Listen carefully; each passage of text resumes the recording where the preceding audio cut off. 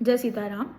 आज की इस वीडियो में हम एक बहुत गंभीर विषय को लेकर आए हैं और मैं ये जानती हूँ कि इस वीडियो को देखकर ना जाने कितने लोग मुझसे द्वेष खाने वाले हैं, because we are speaking the truth और सत्य हमेशा कटु लगता है।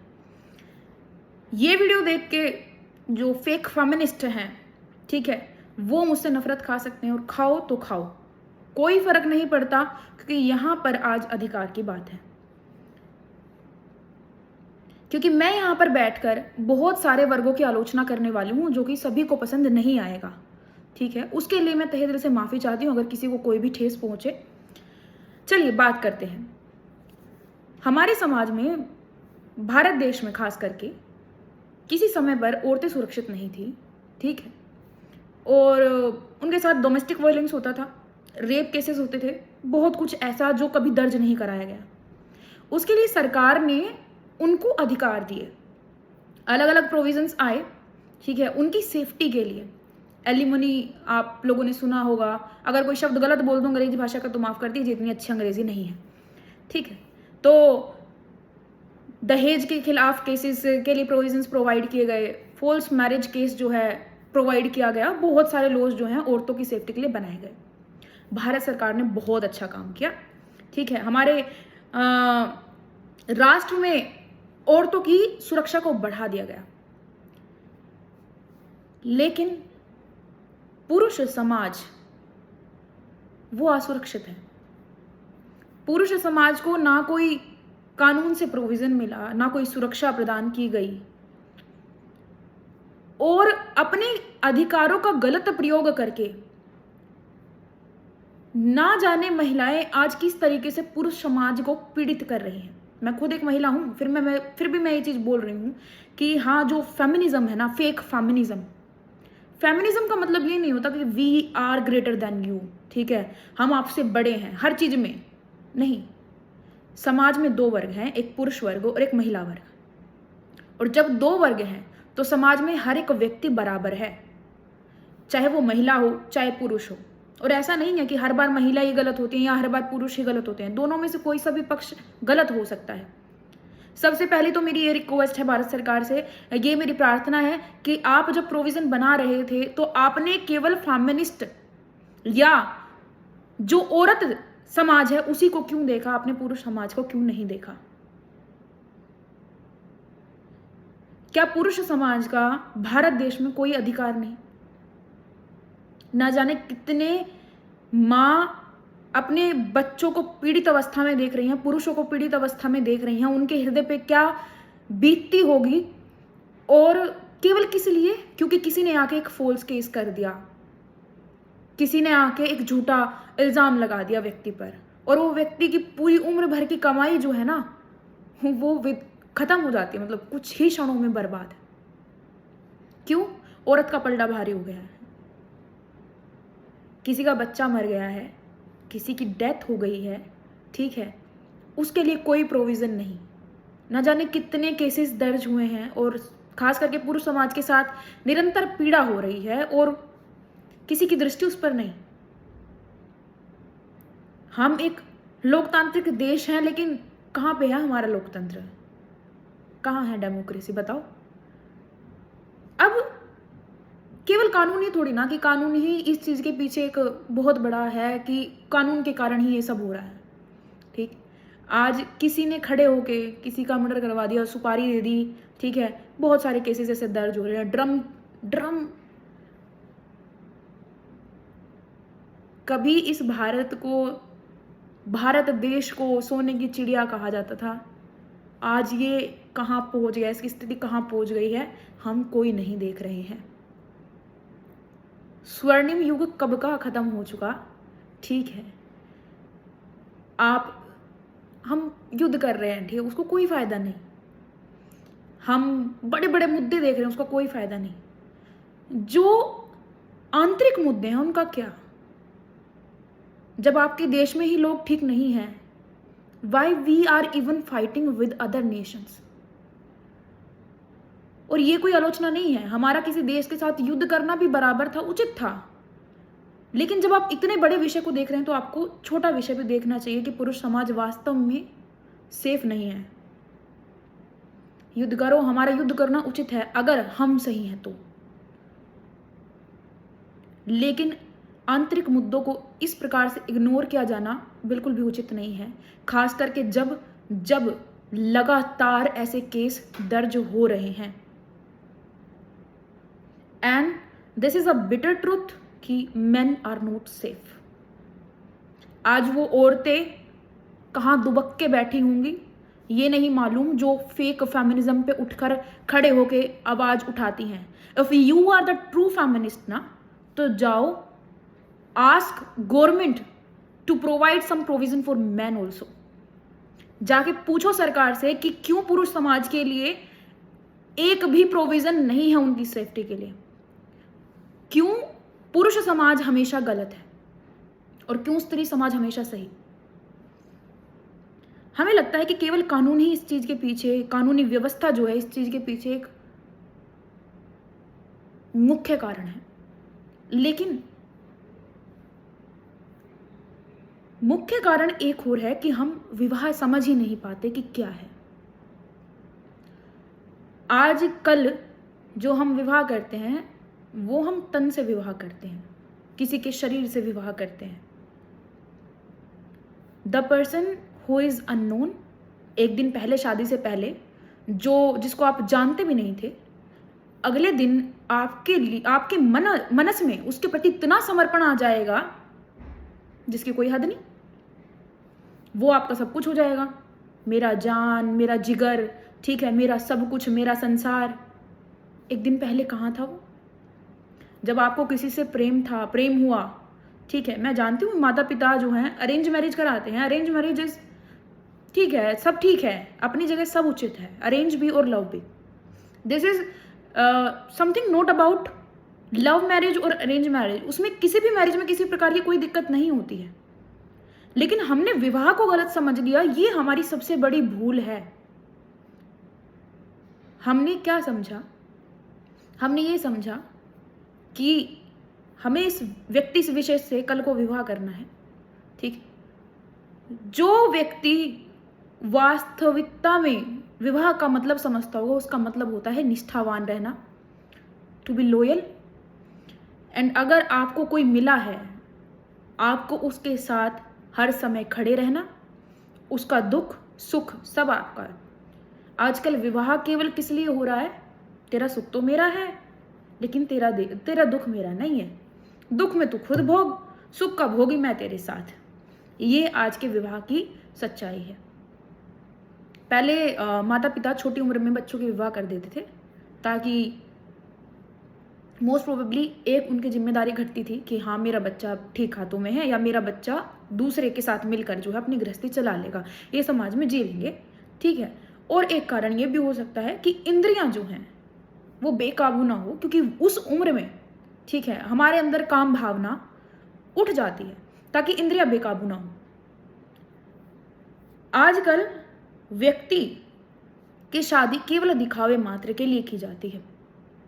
लोग शादियों में करोड़ों करोड़ों रुपए खर्च करते हैं, लेकिन किसी भी बंदे में इतना इंटेलिजेंस या विवेक हो कि वो पैसे खर्च ना करके, जितने पैसे में आप भाई इतना बड़ा वो सब कुछ खरीदोगे, ठीक है, अरे खर्चो, आपने कमाया है, खर्चो, ठीक है, लेकिन अगर उस पैसे की सही से उपयोगिता भी की जाए, दिखावा ना करके आप हजारों लोगों का पेट भर दो, भूखे लोगों का, ठीक है, क्या उससे सुंदर विवाह कभी हो सकता है? या उससे सुंदर विवाह कोई करवा सकता है? बताओ। केवल माया दिखाने के लिए, ठीक है, अपनी इज्जत बचाने के लिए माँ बाप बच्चे को ऐसे बंधन में बांधते हैं जहां उसका दम घुट जाए, और इससे क्या कॉन्सिक्वेंसेस होती हैं वो आप लोग देख ही रहे हैं। एंड ये कोई प्रमुख कारण नहीं है, ठीक है, क्योंकि अगर माँ बाप नहीं भी कराते हैं, बच्चा अपनी मर्जी से भी कर रहा है, तो उसमें भी ये केसेस दर्ज हो रहे हैं, ठीक। अभी मुख्य कारण पे हम धीरे धीरे आ गए। एक कारण तो ये हुआ कि माँ बाप भी कहीं ना कहीं बच्चों के साथ जबरदस्ती करा देते हैं। ये नहीं पूछते कि आपको कोई और पसंद है तो आप बता दो, आपका विवाह उसके साथ करा देंगे, ठीक है, लेकिन आप किसी और के बच्चे को दुख ना पहुंचाए, किसी और के बच्चे को ठेस ना पहुंचाएं, किसी और का जीवन आके बर्बाद ना करें।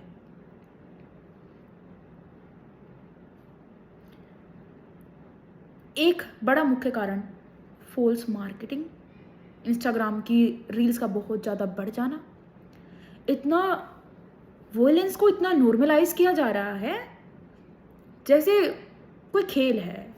It is something like some game और मजाक कह सकते हैं, ठीक है, कि कोई मजाक है ये। उपहास किया जा रहा है इतने गंभीर विषयों का, लोग रील्स में दिखा रहे हैं, ड्रम का मजाक उड़ाया जा रहा है। डू यू इवन नो जिस पर वो सिचुएशन है, जिस पर वो सिचुएशन बीत रही है, उसका क्या हाल होगा? जिसके बच्चे के टुकड़े टुकड़े करके काट दिया गया हो, उसके हृदय में कितनी पीड़ा होगी। और आप क्या कर रहे हो? उपहास। उपहास जब तक व्यक्ति पर खुद पर नहीं बीतती है, तब तक व्यक्ति को दूसरे का दुख उपहास ही लगता है। And this is the truth, यही सच्चाई है। तब तक सब ठीक है जब तक खुद पे ना बीत रही हो। जब खुद पे बीतती है तो छाती फट के आती है, बाकी मजाक उड़ाओ, खूब उपहास उड़ाओ।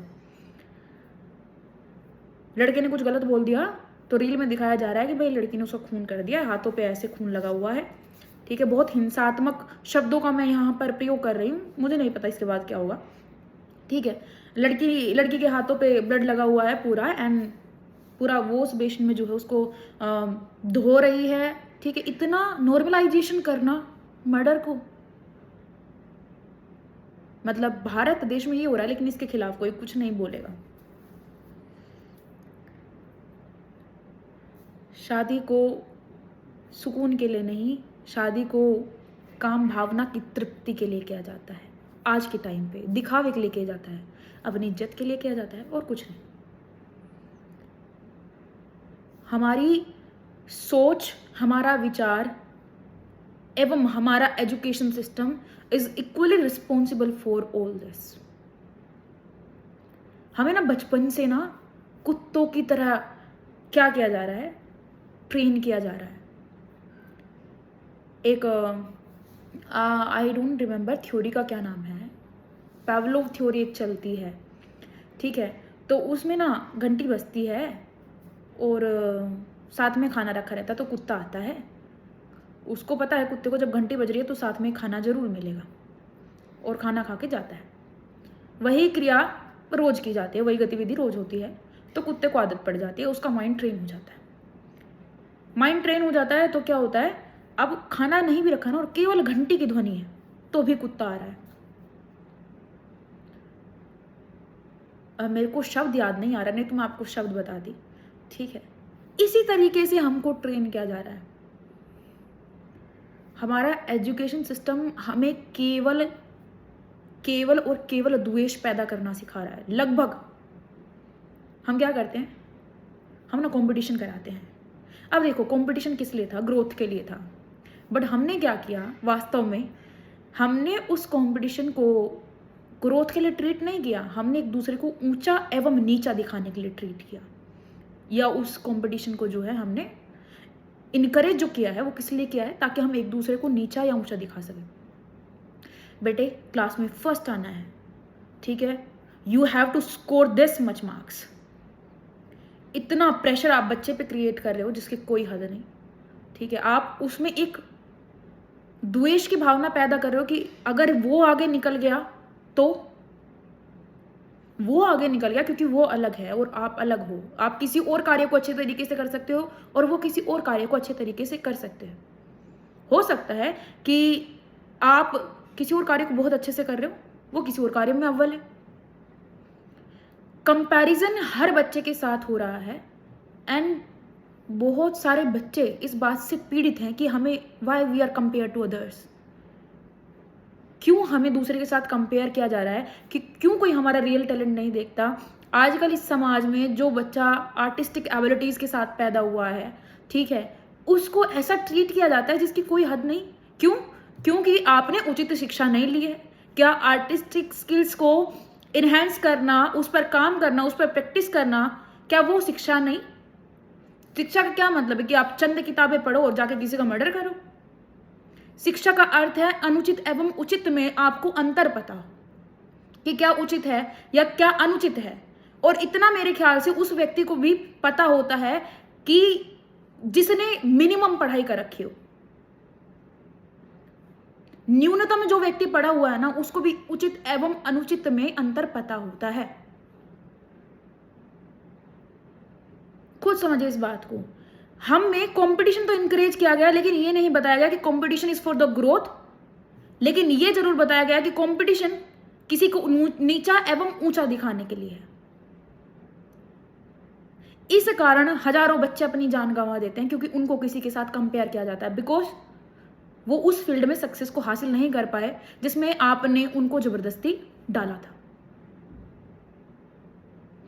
ये एक स्टेज है जहां पर हमारे मन में दूसरे व्यक्ति के लिए द्वेष आना शुरू होता है, और ये द्वेष कब कितना बड़ा हो जाएगा हम स्वयं नहीं जानते। इतना हद तक ये ईर्ष्या बढ़ जाएगी जिसकी कोई हद नहीं। पहले ना क्या होता था, ये होता था कि व्यक्ति ना गुरुकुल में जाते थे, इस गुरुकुल सिस्टम, ठीक है, और गुरुकुल में जाकर वो बहुत अच्छी शिक्षा प्राप्त करते थे।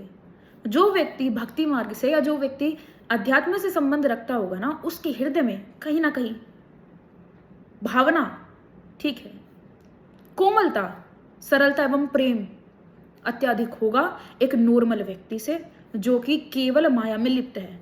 अच्छा, अभी मैं आप लोगों को एक चीज यहाँ पे बता देती हूँ। अभी मैंने ये बात बोल दी ना, तो कुछ लोग यहाँ पे नीचे कह देंगे कि बाबा बन गई है। आजकल कोई भी व्यक्ति भक्ति की एक सरल सी भी बात कर दे ना, उसको बाबा की तरह ट्रीट कर दिया जाता है कि भाई ऐसा तुमने क्या हासिल कर लिया जीवन में जो हमने हासिल नहीं किया। लेकिन व्यक्ति ये भूल जाता है कि हर किसी को वो भगवान, वो ईश्वर जो है ना, उसके अंतर में हासिल होता है। जब आपको किसी चीज का पश्चाताप होता है ना गलत करके, वो आपको नहीं, वो आपके अंतर के राम को होता है। वो आपकी वास्तविक चेतना को हानि पहुंच रही होती है जब आप कोई गलत कार्य करते हो। और इससे इस चीज को अध्यात्म से अच्छा आपको कोई समझा ही नहीं सकता। अध्यात्म एक ऐसा व्यापक विषय है जिसको हमने बहुत संकीर्ण कर दिया। संकीर्ण, और अध्यात्म कोई विषय भी नहीं है भाई, ठीक है। I am also using the wrong word कि अध्यात्म कोई विषय है। अध्यात्म खुद का अध्ययन है, ठीक है, कोई विषय नहीं है। हमने इसको विषय में भी बना दिया। देखो, ये मेरा सबकॉन्शियस माइंड है जिसमें ये फीड है कि अध्यात्म एक विषय है, जबकि अध्यात्म एक विषय नहीं है, ठीक है। अध्यात्म एक जरूरत है। अध्यात्म पहले से ही विद्यमान है और अध्यात्म व्यापक है। हम किसी भी स्कूल में किसी भी संत की वाणी नहीं लगाते। हम किसी भी स्कूल में किसी भी विदुषियों, ठीक है, विदुषियों को पढ़ाओ भाई। कहाँ है हमारा एजुकेशन सिस्टम? आप कभी भी किसी संत की वाणी को सुनेंगे ना, आपका हृदय निर्मल होता चला जाता है। ये हमेशा से बात रही है। और आज के समाज में हम संतों को ना पकड़ करके बिना बात के हिंसा को पकड़ रहे हैं। हमारे एजुकेशन सिस्टम में बहुत बड़ा फॉल्ट है, एंड इसके बारे में कोई बात नहीं करेगा, कोई भी बात नहीं करेगा। बचपन से, देखो मेरे को याद आ गया, कंडीशनिंग वर्ड था। बचपन से हमारी कंडीशनिंग की जाती है, और जिस हिसाब से हमारी कंडीशनिंग की जाती है ना, हम बड़े होते होते वैसे ही होते हैं। अगर हमने कोई वैल्यू सिस्टम सीख लिया, बचपन में व्यक्ति को बहुत अच्छे स्वरूप में भी ढाला जा सकता है, और बचपन में ही उसी व्यक्ति को बहुत बुरे स्वरूप में भी डाला जाता है। अध्यात्म एक ऐसी चीज थी जिससे आप बच्चों में सद्गुणों को उत्पन्न करते थे। जब उनमें सद्गुण होते थे, विवेक होता था, उचित एवं अनुचित का अंतर पता था, ठीक है, तब औरतों को भी उचित स्थान मिलता था एवं पुरुषों को भी उचित स्थान मिलता था। लेकिन हम सभी लोगों को क्या लगता है कि अध्यात्म गलत है, अध्यात्म गलत है, ठीक है, और गलत है और गलत ही रहेगा। हमें ये, हमारे अंदर ये विचारधारा सेट है। क्यों? क्योंकि बहुत सारे ऐसे मिथ बोले गए हैं जिसके कारण कहीं ना कहीं हमने अपने पुराणों, वेदों एवं जितने भी हमारे पास धार्मिक ग्रंथ हैं उनकी आलोचना की है, ठीक है। क्योंकि लोग बोलते हैं और लोग ये भी बोलते हैं कि ये लिखा हुआ है कि 4 वर्ण हैं, ठीक है, शूद्र है, ब्राह्मण है, क्षत्रिय है, ठीक है, वैश्य है, ये 4 वर्ण है और इन चारों वर्णों में भेद होता है, ठीक है। ये किस कारण हुआ भाई? अध्यात्म के कारण हुआ। ध्यान से सुनो, वर्ण के कारण भेद नहीं हुआ है, जाति के कारण भेद हुआ। क्या जाति नाम की किसी चीज का एक्सप्लेनेशन या व्याख्या ग्रंथों में है? हमने कभी ध्यान नहीं दिया। शूद्रों को वेदों को हाथ लगाने का अधिकार नहीं, लेकिन दयानंद सरस्वती जी कहते हैं, और ये शायद ऋग्वेद या यजुर्वेद कहीं ना कहीं लिखा हुआ है कि हर एक दर्जे के व्यक्ति को, ठीक है दर्जा बोल रही हूँ माफ कीजिए, ठीक है, हर किसी व्यक्ति को, ये this is how the conditioning works, ठीक है। अब आप देख लो मेरी मेंटेलिटी से खुद मेरे ऊपर कैसा काम कर रहा है, ठीक है। लेकिन मुझे पता है कि क्या उचित है क्या अनुचित है, किस शब्द का प्रयोग करना उचित किसका अनुचित। यहां पर हर व्यक्ति को अधिकार दिया गया है। हमने किसी चीज को पढ़ा नहीं, हमने किसी चीज को अच्छे से पढ़ा ही नहीं, हमने सिर्फ सुना और सुने हुए पे विश्वास कर लिया, और उस सुने हुए पे विश्वास करके हमने खुद के ग्रंथों की आलोचना की, हमने खुद के आध्यात्मिक क्षेत्र की आलोचना की, हमने भक्ति की आलोचना की, हमने बाबाओं की आलोचना की, ठीक है। अब एक और बहुत बड़ी चीज आती है, न्यूज वाले महान है, न्यूज वाले, ठीक है। दिस इज नॉट लाइक, मतलब मैंने खुद नोटिस किया है, केवल टीआरपी के लिए काम करते हैं और कुछ नहीं, ठीक है। The whole media is fake और कुछ भी नहीं है। आपको केवल जितना दिखाना होता है उतना दिखाया जाता है, उससे अधिक कुछ नहीं, ना सच्चाई और ना झूठ। केवल उनका मन है जितना दिखाने का, जितने से उनका पैसा बनता है, ठीक है, वो उतना दिखाएंगे, उसके अधिक कुछ नहीं। एक फॉल्स जजमेंट लोगों के माइंड में क्रिएट करके छोड़ देते हैं। जहां पर एक केस भी दिखाया जा रहा है, तो क्या न्यूज वाले ये मांग नहीं कर सकते कि भाई इसके लिए कोई प्रोविजन होना चाहिए? न्यूज वाले, मीडिया वाले, ठीक है, ये भी गिल्टी हैं।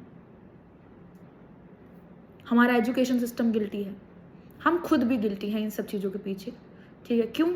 क्योंकि हमने उस चीज़ को मार दिया, हमने उस आध्यात्मिक क्षेत्र को मार दिया, हमने अपने हिंदू धर्म को मार दिया, जिसमें एकता थी, इक्वालिटी थी, ठीक है, और सद्गुण थे, और समानता थी, और आलोचना को भी उचित स्थान मिला था, ठीक है, कि आपको आलोचना करनी चाहिए अगर कोई चीज गलत है तो, ठीक है। हमारे सनातन धर्म में इन सभी को उचित स्थान दिया गया है, ठीक है। और सनातन धर्म केवल हिंदू धर्म से संबंधित नहीं है, ये भी याद रखें। सनातन होता है प्राचीन, जिसमें सब आते हैं।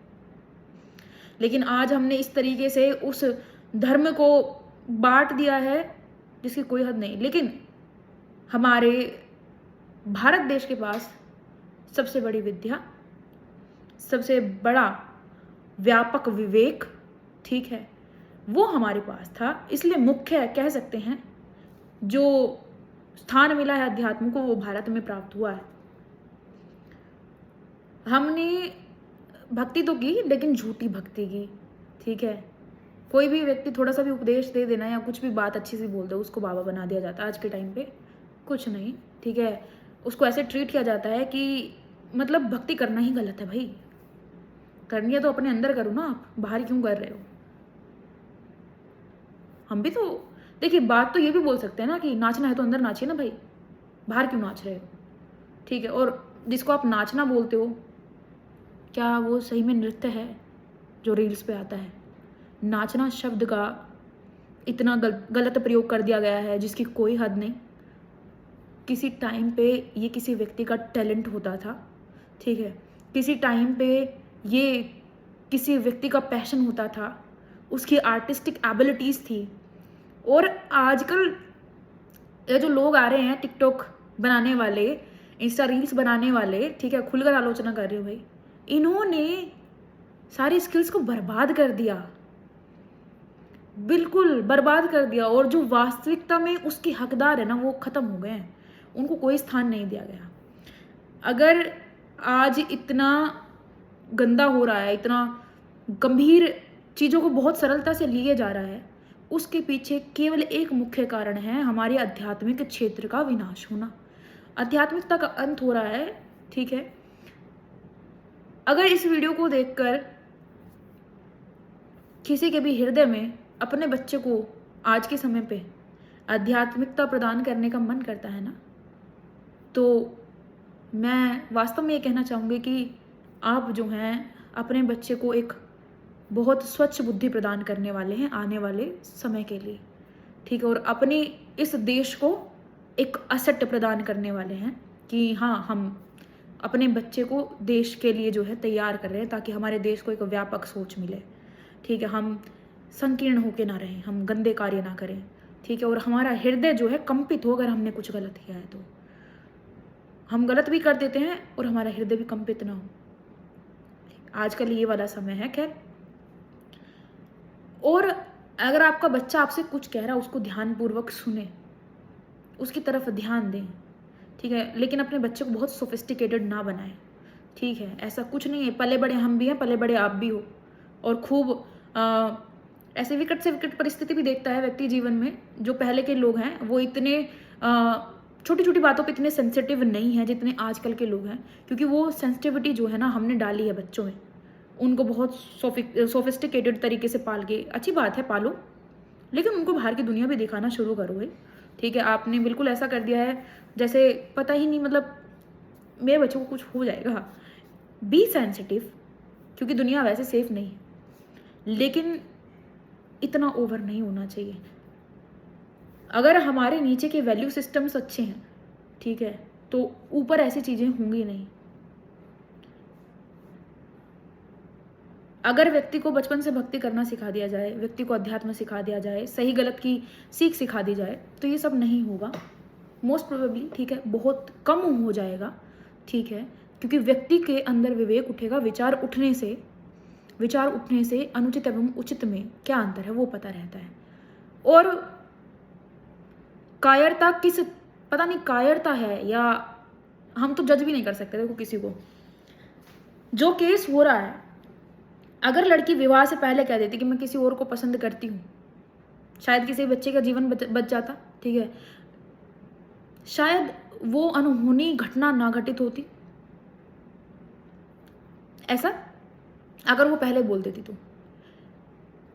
देती तो सब सेफ रहते, ठीक है। शायद उसका भी जीवन अच्छा चलता, इनका भी जीवन अच्छा चलता, किसी को कोई दिक्कत नहीं होती।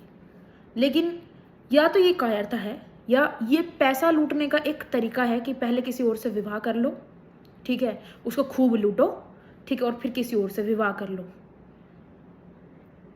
मैंने इतने सारे कमेंट्स पढ़े अभी ट्रेंडिंग रील्स पे, और ऐसा लगता है जैसे पुरुष समाज जो है ना, उसके लिए किसी के पास कोई न्याय ही नहीं। पुरुष समाज जो है कानून व्यवस्था को ऐसे देख रहा है जैसे कब हमें न्याय मिलेगा। ना जाने कितने लोग फॉल्स केस में फंसे हुए हैं जिन पर बिना बात के आरोप लगाए जा रहे हैं। औरत के लिए अचानक से खड़े होने वाली टीम आदमी के लिए कहां चली जाती है। और किसी भी घटना के घटित होने के पीछे कभी भी एक कारण नहीं होता, कारण अनेकों अनेक होते हैं जिन पर हमारा कभी कोई ध्यान ही नहीं है।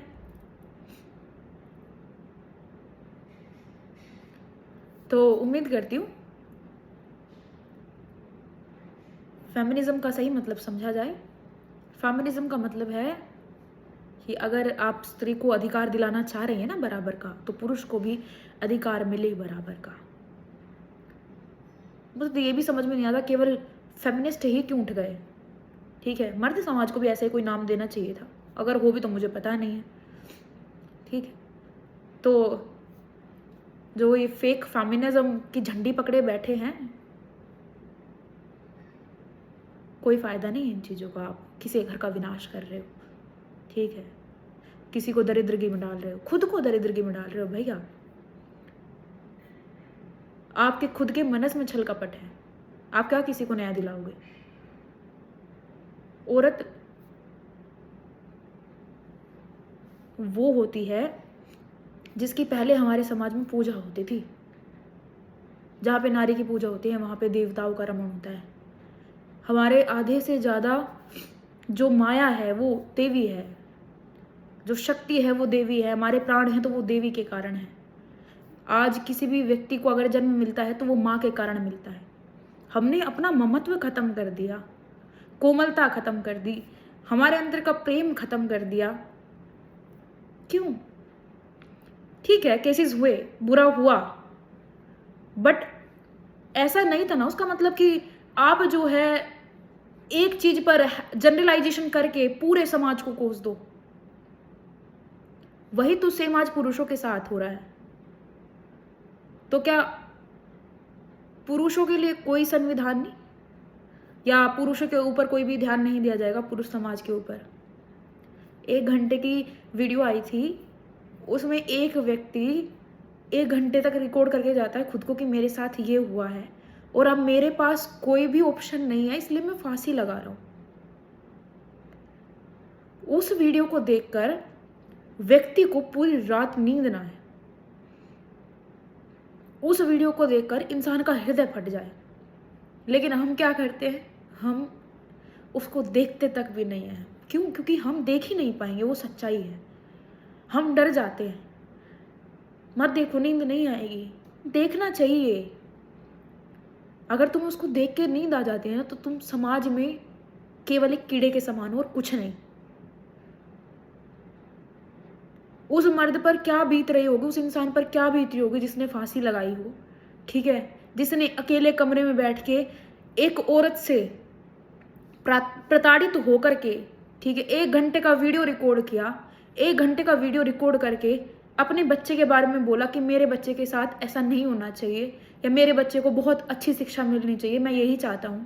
उस पुरुष के हृदय पे क्या बीती होगी? उस चीज के ऊपर किसी का ध्यान क्यों नहीं है? मुझे ये चीज समझ नहीं आ रही। अगर आप इतना क्रंदन देख के, किसी का इतना विदीर्ण हृदय देख के जो है आप सो गए, तो आप इंसान नहीं हैं, आपकी मानवता खत्म हो चुकी है। आप में कोई मानवता शेष नहीं है, और ऐसा जीवन नर्क के समान है और कुछ नहीं। और वास्तविकता यही है कि हम में किसी में भी मानवता शेष नहीं रही है। हम किसी की सहायता तक भी नहीं कर सकते। सहायता ना करने का एक कारण तो ये कि हमें डर लगता है कि कोई हमारे साथ ही गलत ना कर जाए, ठीक है, क्योंकि जो सहायक है उस व्यक्ति के लिए भी कोई संविधान नहीं भाई भारत में। और दूसरा ये कि हम किसी की सहायता क्यों करें, हमारी किसी ने नहीं की थी। We are not humans any more. हम जानवर से कम नहीं हैं अब, ठीक है। तो वो कुत्तों वाला जो एग्जाम्पल था ना, पैवलोव वाला जो कंडीशनिंग थ्योरी थी, वो ठीक थी। हमें केवल ट्रेन किया जा रहा है, ठीक है, हमारे को कंडीशनिंग दी जा रही है कि हमें ऐसे ही बढ़ना है, ऐसे ही बढ़ता रहना है, ठीक है। और इंसान और मानव में फ़र्क जो है, माफ़ कीजिए, मानवता में, मानव में और जानवर में एक ही अंतर होता है, बुद्धि का और विवेक का, ठीक है। खाली विवेक का ही होता है। बुद्धि तो जानवरों के पास भी होती है, भाई कोई भी कह दे कि नहीं होती, पर मेरा मानना है कि बुद्धि होती है, क्योंकि जानवरों को ये पता है कि भाई ये चीज़ मुझे खानी, ये चीज़ मुझे नहीं खानी। उनको इस चीज़ का अंतर पता है। उनको बस ये नहीं पता कि मुझे रहना कैसे, मुझे जीना कैसे, वो कैसे भी कर लेते हैं, ठीक है। लेकिन एक ही अंतर है, सबसे बड़ा अंतर है विवेक का, और उस विवेक को हमने खत्म कर दिया। क्यों? हमने भक्ति को, हमने अध्यात्म को अपने जीवन से निकाल फेंका।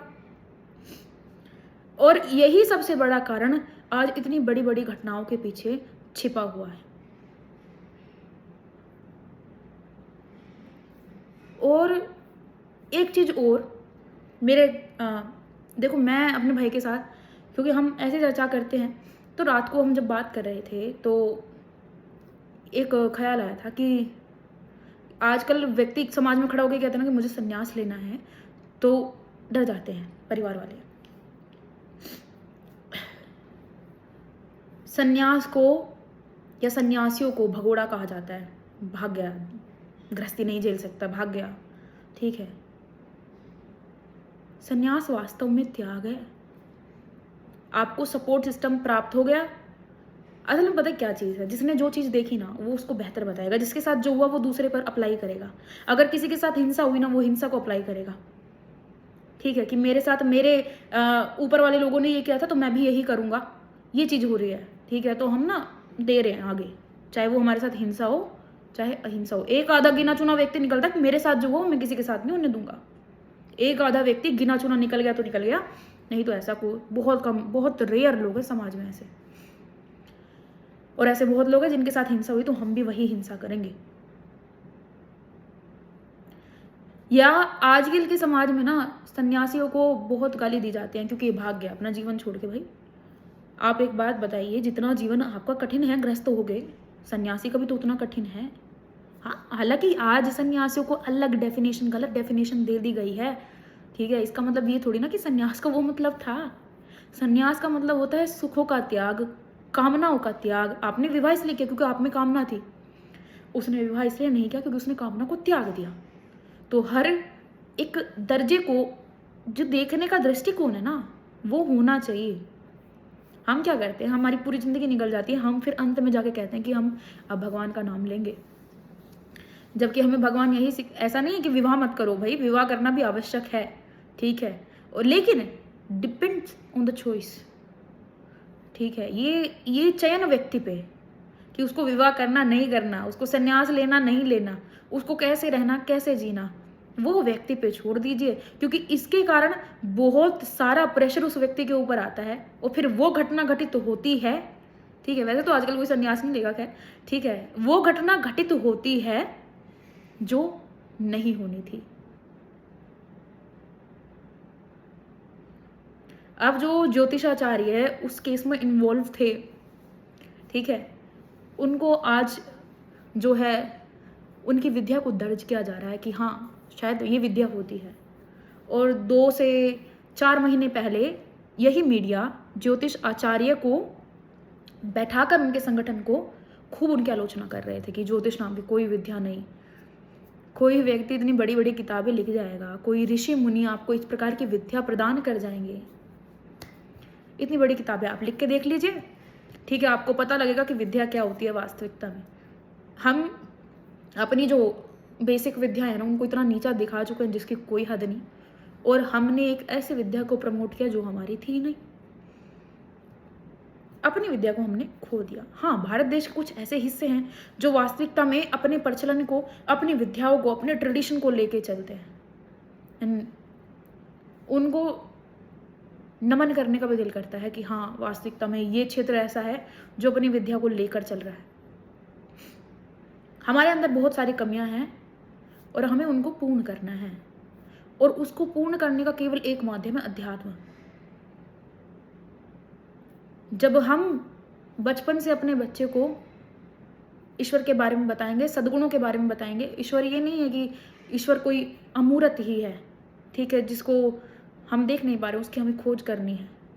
ईश्वर हमारे अंदर स्थित है, जो हमें उचित क्या है, कोमल क्या है, निर्मलता क्या है, अबोधिता क्या है, उसका जो बोध कराता है वही ईश्वर है। हम जिस दृष्टि से, अगर हम कुपित दृष्टि से देख रहे हैं तो वो ईश्वर का तत्व नहीं है, ठीक है। और जो यहाँ पे नास्तिक लोग हैं कि मैंने इसको किस प्रकार से अध्यात्म से जोड़ दिया, अगर किसी चीज से आपका भला होता हो ना तो उसको स्वीकार करो। बुराई में जाने से अच्छा है, या किसी के द्वारा बुरा करने से बहुत अच्छा है, बहुत अच्छा है, ठीक है। नास्तिकता अपने स्तर पर, आस्तिकता अपने स्तर पर, ठीक है। और ये याद रखें कि नास्तिक व्यक्ति जो ना भगवान का नाम आस्तिक से ज्यादा ले लेता है आलोचना में ही, उसकी जिह्वा भी वैसे ही साफ हो जाती है। तो अगर हमें किसी चीज से कुछ अच्छा सीखने को मिल रहा है, अगर हमें किसी चीज से सद्गुण आ रहे हैं, तो वो विद्या हमारे लिए श्रेष्ठ होती है। Is simple as that. जिस विद्या से आप उचित एवं अनुचित का अंतर कर पाओ वो विद्या हमारे लिए उचित है। और कुलीन व्यक्ति किसी विशेष जाति में पैदा हुआ नहीं होता है। कुलीन व्यक्ति वो होता है जो समदृष्टि से सभी को देख ले, जिसके अंदर सद्गुण हो, जिसके अंदर सुविचार हो, जिसके खुद के विचार उठे हुए हों, उसी व्यक्ति को कुलीन का दर्जा दिया जाता है।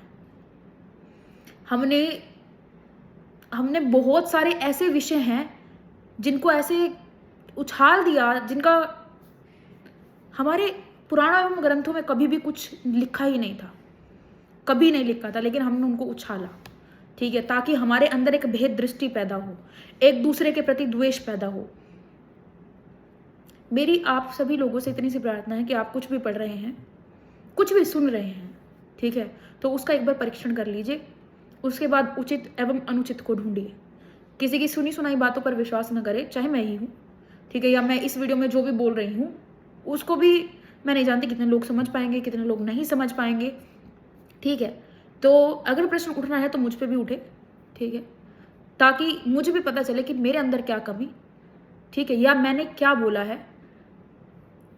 मैं तो 40 मिनट से बोल रही हूँ, मुझे पता भी नहीं और मैंने क्या क्या बोल दिया है पीछे, ठीक है, मैंने क्या बोला है, आपको मेरी कितनी बातें उचित लगती हैं, कितनी अनुचित लगती हैं, कहाँ मेरी आलोचना होनी है, खुलकर कीजिए, ठीक है, बिल्कुल खुलकर कीजिए।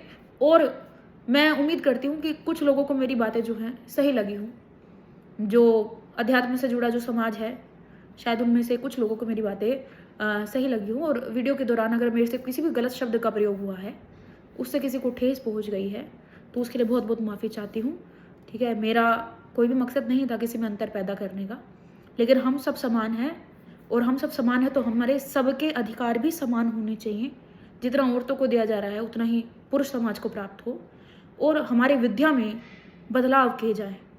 ये नहीं कह रही मैं कि आप इस पूरी की पूरी बुक्स चेंज कर दो या कर दो, लेकिन हमारे संतों की वाणियों को जोड़ो, ठीक है। हमारे लिए एक विशेष ऐसी पुस्तक जोड़ो जिसमें हमें सद्गुण सिखाए जाते हों, जिसमें हमें अच्छी बातें सिखाई जाती हों, कंपटीशन नहीं, ठीक है, या कंपैरिजन नहीं। हम सब अलग हैं, और सब अलग होके केवल चैतन्य स्वरूप से समान है। आप सभी को जय सीताराम, हर हर महादेव।